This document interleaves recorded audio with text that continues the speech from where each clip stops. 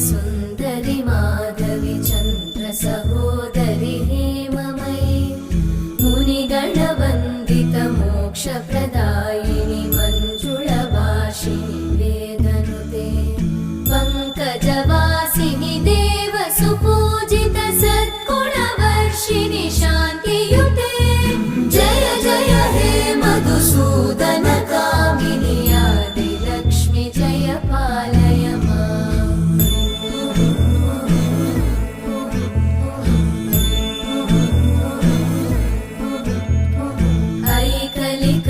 ऐकलिकल्मषनाशिनि कामिनि वैदिकरूपिणि वेदमये क्षीरसमुद्भव